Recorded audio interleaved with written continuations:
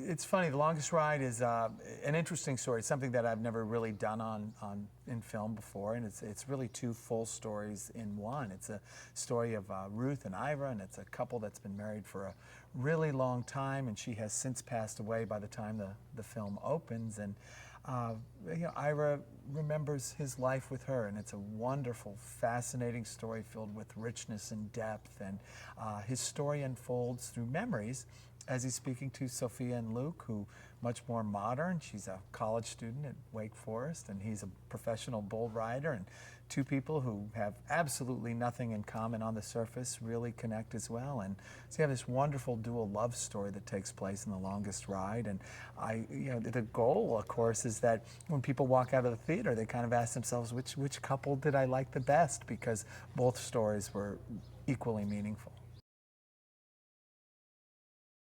The inspiration is really an attempt to do something different. I wanted to do a love story, and I wanted a story where you had two couples that seem so different on the surface, right? One is the story of Ira and Ruth, and it's epic in nature, and it spans 60 years, and it's, they're Jewish, they're from the South, it goes through World War II, and they collect art, and they live in this small southern town, or I'm sorry, they live in a city. And I want to contrast that with a younger couple, a professional bull rider and a sorority girl from college, and they meet. And I guess the goal was kind of to show that, when you meet the person that with whom you're supposed to be, or you begin to fall in love, the feeling's kind of the same, whether you're in the 1930s or it's happening now. And that's really what I tried to capture, that despite all of these differences that seem on the surface, underneath, everybody kind of goes through the same emotions. One of the big things I wanted to do was to create a couple that on the surface didn't seem that they had anything in common. So if she's in college, if Sophia's in college and she's in a sorority and she has dreams about working in the world, up in New York City and things like this, well, who could be more opposite than a guy who rides bulls and lives on a ranch and never went to college? And what on earth could they have in common? And really, that's what I wanted to capture. Scott was one of our initial top fives, right? We said, okay, this is a guy that we have to look at, and we did, because we bantered around a lot of different names, and Scott was always there. I don't know, maybe top 5 in the beginning, but top 10, and then little by little he kind of began moving up, and finally when we brought him in for the, to meet him and talk to him and see what he was like, he really showed that he was just what we were looking for. He's for starters, he looks like a leading man, which is really great. B, he was enthusiastic about the role, and C, there was a really probably a good understanding of who these people were, and what it's like to be around livestock. Not every actor has been around livestock, but of course Scott Eastwood has, because of his father.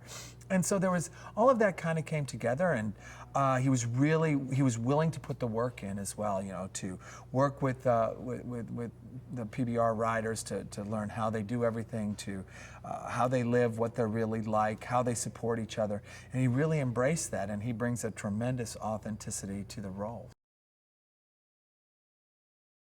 With Britt, of course, we wanted someone who looked the age, right? Someone who looked 22, and of course she's right in that age, so she's a little older, but not much, and so she looks the part.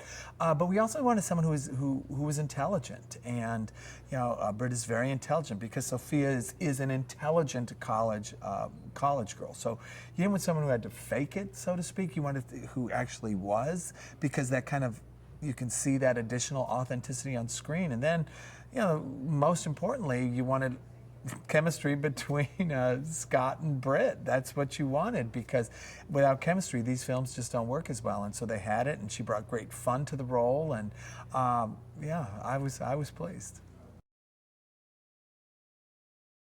Oona Chaplin, she plays Ruth, and a few things we were looking for there. Oona really selected herself for the role, and she was just so incredibly vibrant on screen. She practically leapt off the screen and said, "I'm Ruth." And then she's someone who's been outside of the country for a long time. She's not necessarily an American trying to play someone from somewhere else, now an American. She's actually spends a lot of her time overseas. In fact, the most of her time overseas. So she really brings that authenticity to the role too. So that's what we were looking for, just this vibrancy and this energy, this powerful. She's a very powerful. Ruth is a very powerful character, and we had the sense that Oona could do that very well. Jack, great. One of the great things we were looking for is just someone who's a great actor, right? And it's an art to do this well. And if you look at his past and you see what he's done, he's an intelligent, he's a thoughtful actor, but he also plays really well with Oona. They look like you might imagine that Ira and Ruth look. So when you combine incredible talent with what you're looking for, I think in the end you're left with a wonderful cast. Al and Alda, boy, trying to find the right Ira. Ira plays such a central role, and of course he's got his own story with Ruth, but he's then in the film he's also got this wonderful story with Sophia and Luke, and you really wanted someone who had the depth to be able to carry not only one side of the story, but to carry the entire linkage of the story. And Alan Alda, he conjures up so many great memories. We've all seen him so many times. And the interesting thing is we had to make him look so much older because he looked so darn good for his age. We're like, oh, you look way too good. No, I was in World War II. He wasn't in the Korean War, it was World War II, right? You want to get this exactly right. So, that was probably the most interesting thing. But he brings that levity, that lightness to the role, that humor that I think that any film always benefits from, and casting him was just a brilliant move.